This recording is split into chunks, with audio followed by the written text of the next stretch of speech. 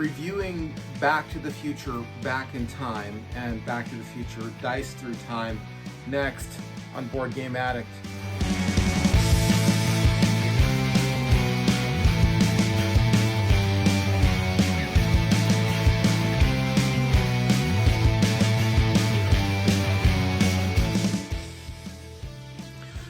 Hey everyone, this is ENC. Welcome to Board Game Addict. I'm glad you could be here for this video where we're going to be reviewing Back to the Future Dice Through Time and Back to the Future Back in Time. But before we get to that review, let me encourage you to like this video, subscribe to this channel, hit the bell notification if you want to be notified when we're releasing new videos, and also share it on your favorite social media.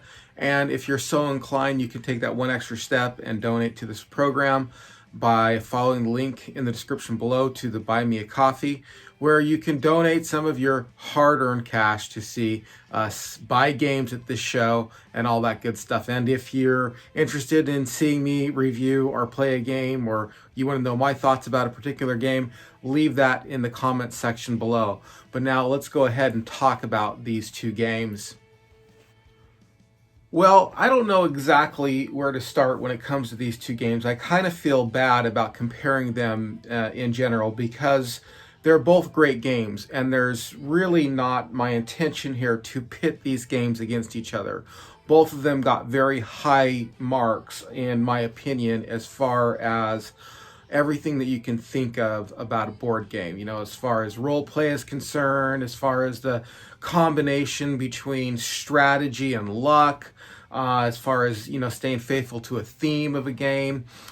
They were both very high. I would give, you know, Back to the Future Back in Time slightly wins out, because I would give that probably either a 9 out of 10 or a 10 out of 10. And I would give Back to the Future Dice Through Time probably a 9 out of 10 or an 8 out of 10, only slightly lower for a couple of reasons I will talk about here. But there really isn't this, hey, you need to choose between these two board games. They both get also my my make time to play seal of approval on board games. I mean, I would say for either one of these games, these aren't games that you can just kind of take or leave. These aren't just games that you just stay and play and be excited about if someone's brought. These are games that I would say make time to play. Make time to play these games. However, with all that said, I know that people are going to look at both games and kind of wonder which one's different, how are they different, which one's better, and all those things you ask yourself when you get two games that have basically the same name, but a different subtitle. So let me go through some of the differences and why I think Back to the Future Back in Time slightly wins out over Back to the Future Dice Through Time. But again, cautionary, they're both terrific, wonderful games. Highly recommend them. But let's start with kind of which one's a little bit more faithful to the theme. So Back to the Future Back in Time is actually more faithful to the theme. They both have different themes. Let me just start there. They both have different things. Back to the Future Back in Time is just really about the first movie. Well, Back to the Future Dice Through Time is about the whole trilogy, and it has time travel in it. However, let me say this. Back to the Future Back in Time is more the theme of the movie is more integral to the game itself. While Back to the Future Dice Through Time, the theme of the movie is really kind of just imposed upon it. What do I mean by that? Well, Back to the Future Back in Time really is kind of about that first movie. I mean, you have to... the first movie highly affects how you play the game. I mean, it affects the game, it affects how you're playing it, it affects everything about it. Back to the Future Dice Through Time is not quite that way. In other words, what I mean is, basically in this game, what you're doing is you are moving objects. The goal is to resolve issues and move one object from one location to another location. Now, if you didn't know anything about Back to the Future, it could be space tools. I mean, really, it could be anything. It could be a board with a square, and you have to get to one square and move this object to another square based on your roll of the dice and some strategy and things like that. It really wouldn't necessarily have to be Back to the Future. So Back to the Future is kind of imposed upon the game in a very brilliant way, I might add, but it's not necessary to the game. Where Back to the Future, Back in Time, the game couldn't even exist if there really wasn't a Back to the Future movie. It is that integral to how the game is structured and how the game is played. So for that, I have to give it slightly to Back to the Future, Back in Time, rather Back to the Future, Dice Through Time.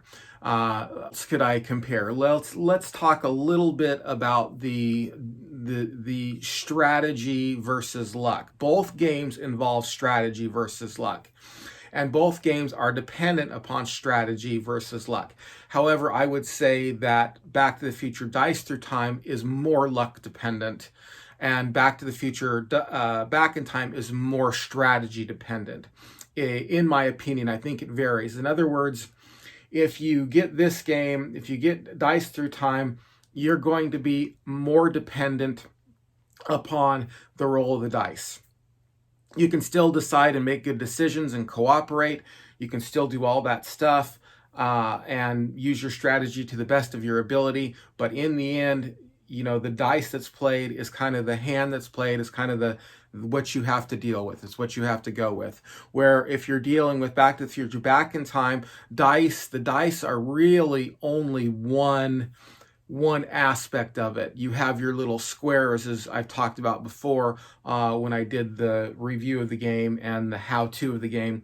And then your squares really kind of, along with the dice, make up what it is that you want to do, how it is you want to resolve issues and move the love meter and all that stuff. So I don't need to rehash the game, but I would say that the luck is mitigated to a degree more in this game than it is in this game. So, and for me, I like strategy a little bit better than I like luck. But both of them are both strategy and luck dependent. So another aspect of the game is that I would say Dice Through Time is a little bit easier to play and easier to win. And it has a little bit better of a playthrough because of that. Back to the Future, Back in Time is a little bit more complicated, and it's stacked against you more. So this one's harder to play, and I'm going to leave that up to you whether you like that or don't like that. And finally, I would say that just to put this one a little bit more ahead is that it's a little bit more aesthetically appealing than this one. They both have really good artwork. They're both really nice. I liked the artwork in both of them. But I have to say that the DeLoreans in this one looked a little more chintzy, looked a little more cheap, and the DeLorean in that one looks a little bit more classy. So for me, this one was the better game overall. What do you think? Do you agree with me? Do you disagree with me? Which one do you like better? Have you played the games? Let us know in the comments below. And thanks for watching this episode of Board Game Addict. If you like what you see here, this is an easy step for you, but it really means a lot to us here on the channel. Please, you can like the video and subscribe to the channel. And then if you kind of want to go a little bit more, you can hit the bell notification. If you want to go a little bit more about that, then you can, beyond that, then you can share it on your favorite social media, share it in these board game chat rooms and things like that on Facebook. Let people know about this channel. It helps us out here quite a bit. And then if you want to go that one final extra step, you can go ahead and donate to our Buy Me a Coffee page, which I'll link in the description below. Also, I will be providing a link to both of these games in the comment section below. We're getting close to Christmas, but still, these make great Christmas gifts. And even if you're not getting it for a Christmas gift, get it for yourself. These games are great to have. So I'm Ian C, and this has been Board Game Addict, and we will see you again on another episode.